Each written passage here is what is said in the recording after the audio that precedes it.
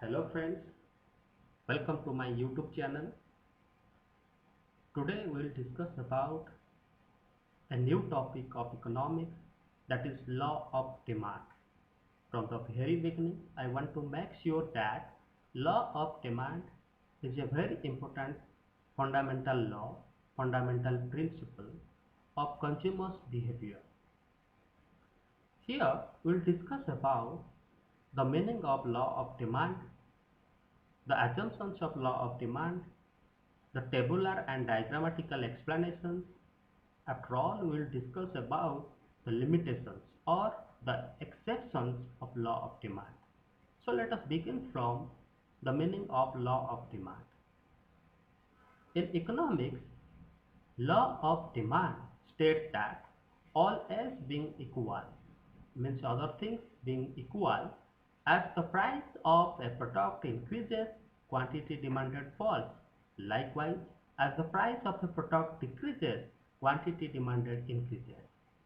In other words, we can say that law of demand is nothing but other things remaining constant. When price of a commodity falls, its quantity demanded rises, and when price of a commodity rises, its quantity demanded falls.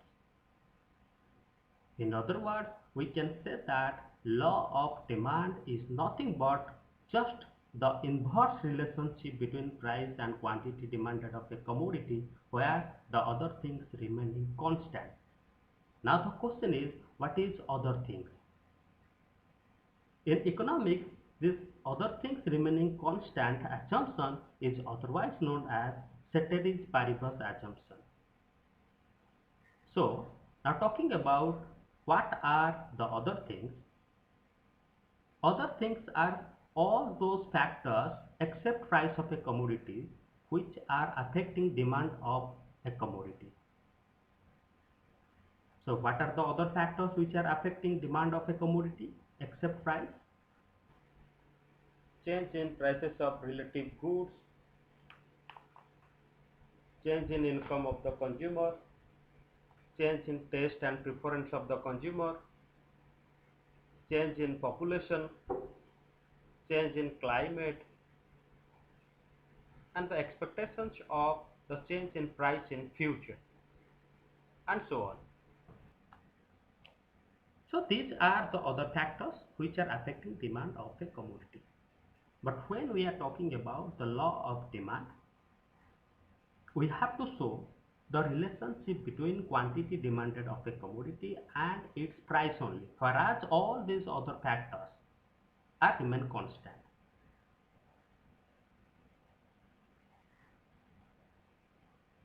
So now this law of demand is explained with the help of a diagram.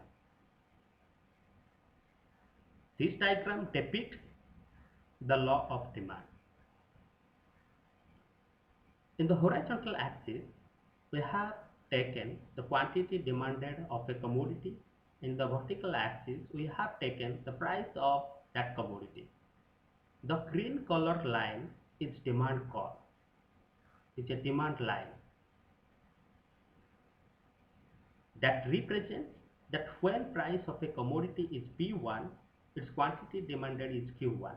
And when price of the commodity declined from P1 to P2, its quantity demanded increased from Q1 to Q2. When once again the price declines from P2 to P3, the quantity demanded increased from Q2 to Q3.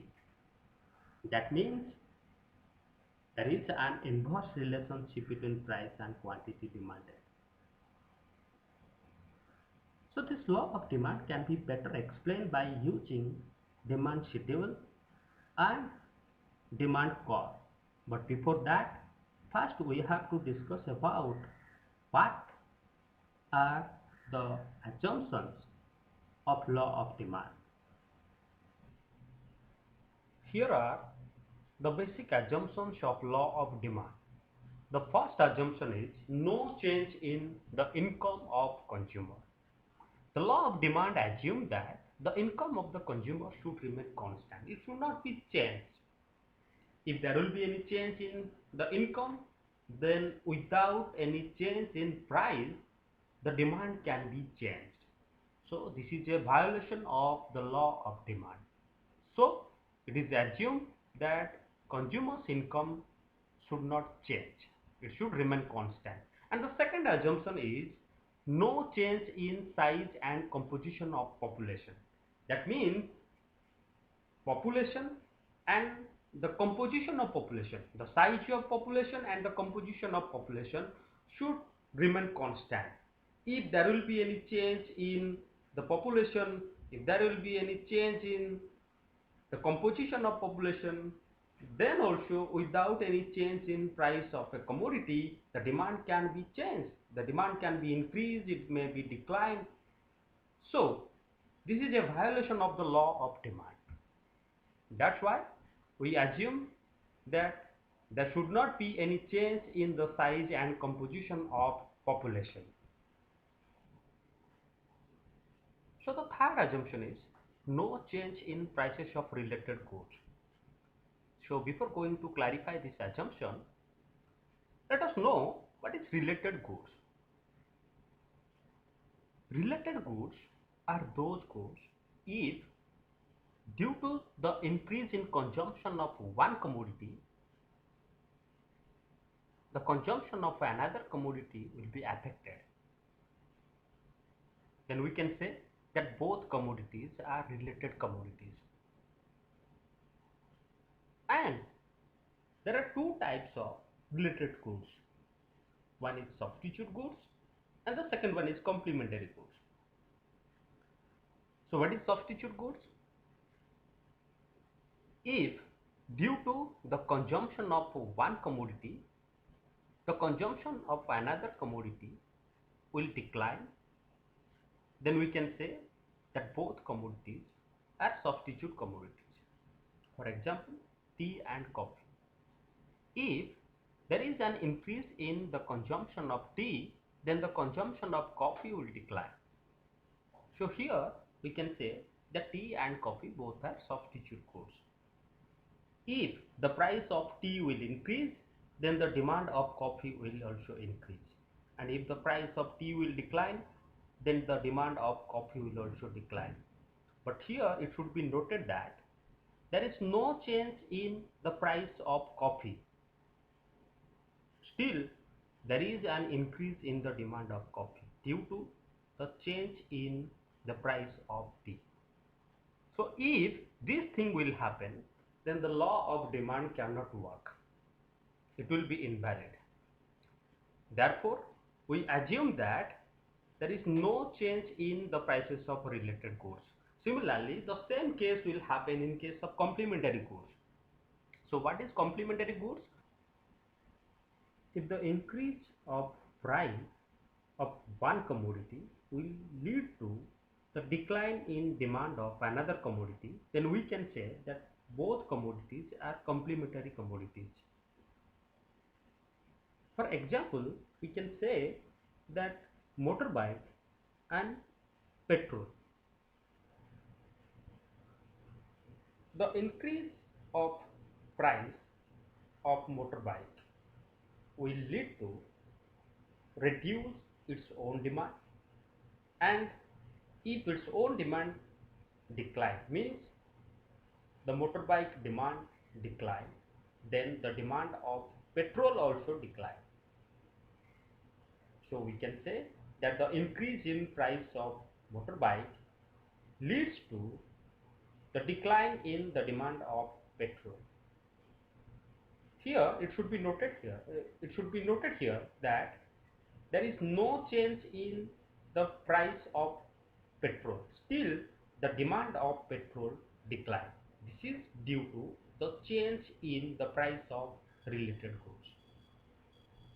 So the conclusion is that if there will be any change in the prices of related goods, then the law of demand will never work. Talking about the fourth assumption, it is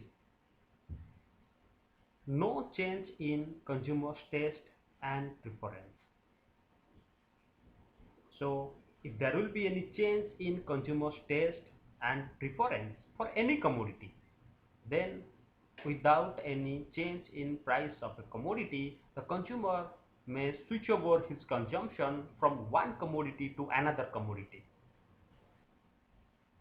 The fifth assumption and the most important assumption is no expectation of a price change in future. So, it is assumed that the consumer should not anticipate any change in price in future.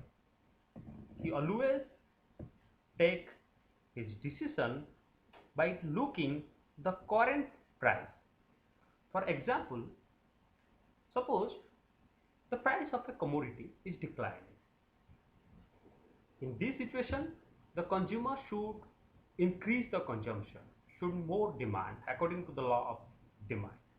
But if the consumer anticipates that currently the price declining means in future it will again decline, so what will happen? He will switch over his consumption from the current period to the future period. So what will happen to the current consumption? The current consumption will never change.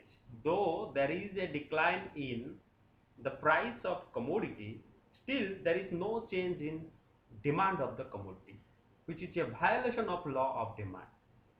Therefore, it is assumed that there should not be any expectation of a price change in future. The sixth assumption and the last assumption is no change in the climate conditions. So it should be noted here that climate also has a great contribution to the change in demand. If there will be any change in climate, then also demand of a commodity increases or decreases without any change in the price.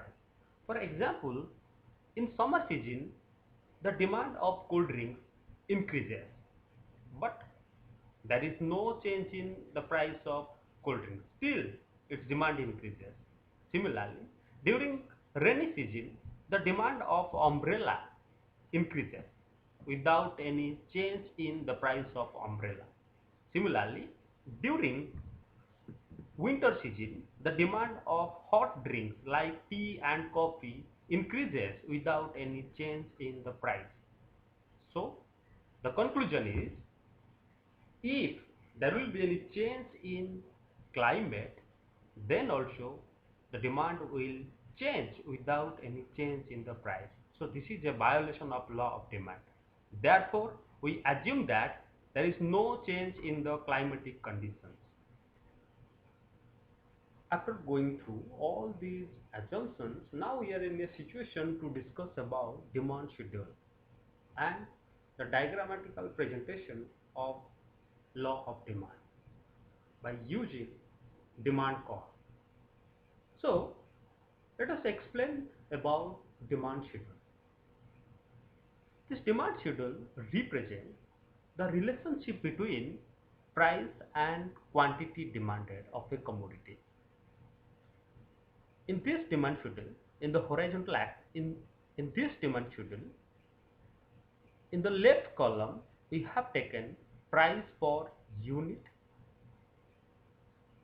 and in the right column, we have taken quantity demanded per unit of a particular product. So, when the price of the commodity is 10 rupees, at that time the quantity demanded is 50 units. But when the price declined from 10 rupees to 8 rupees, the quantity demanded increased from 50 to 60. When once again the price declined from 8 to 6 rupees, then again the quantity demanded increased from 60 to 70 units. Similarly, when price reduced to 2 rupees, quantity demanded increased to 90 rupees. So, it is very clear from that schedule that there is an inverse relationship between price and quantity demanded. That means when price of the commodity is declining, the quantity demanded of that commodity is increasing.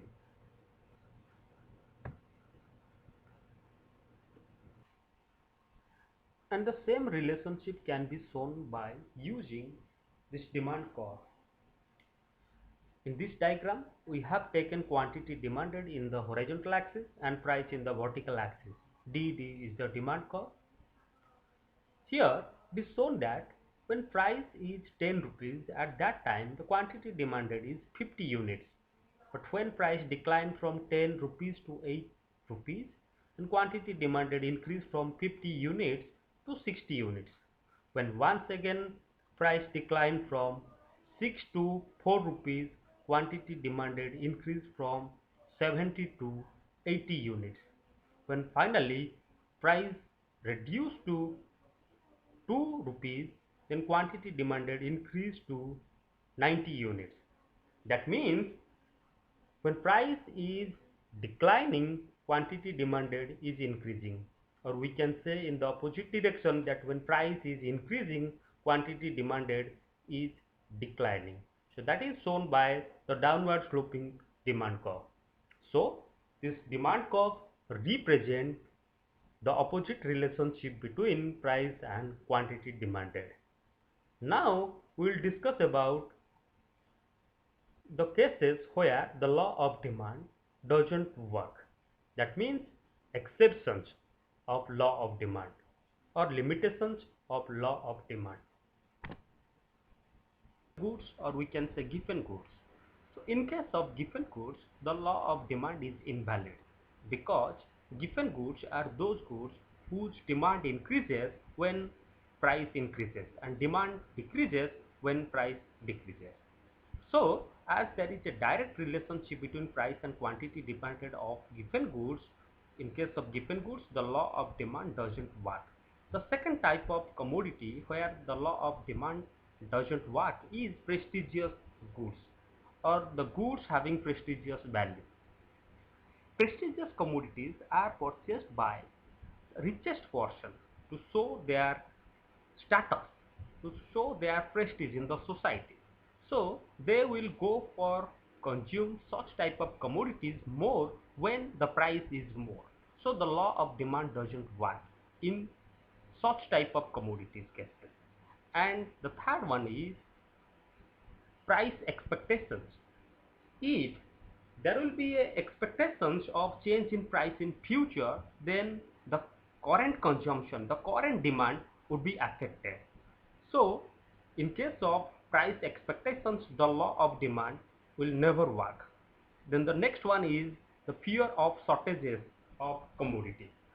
If people they scare, if they anticipate that there is a scarcity of commodities, then they will start to consume more even the price is not changed.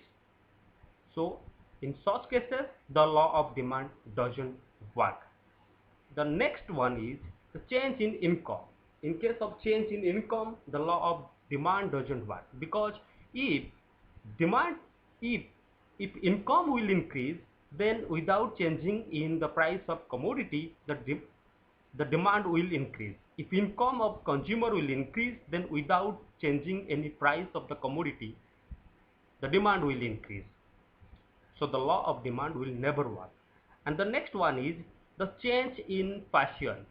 If people, if consumers, fashion, taste and preference changes from one commodity to another commodity, then without any changing in the price of that commodity, they will purchase more of a commodity. So the law of demand will never work in such type of commodity cases. The last but not least, basic necessities of life, or we can say in case of necessary goods, the law of demand doesn't work because the price of a necessary good cannot influence its demand. Whether the price increases or decreases, it cannot affect demand of the commodity. We can take the example of rice. If the price of rice will increase or the price of rice will decline, then people will never react it. Means we can say that if price of rice will increase, people they will never consume less rice, and if price of rice will decline, they will never consume more rice. So they will exactly purchase that amount which is required. So these are the limitations, or we can say exceptions, of law of demand. Hope you all are enjoyed my video. If you like, so if you really like my video, then like, comment and share. Thank you.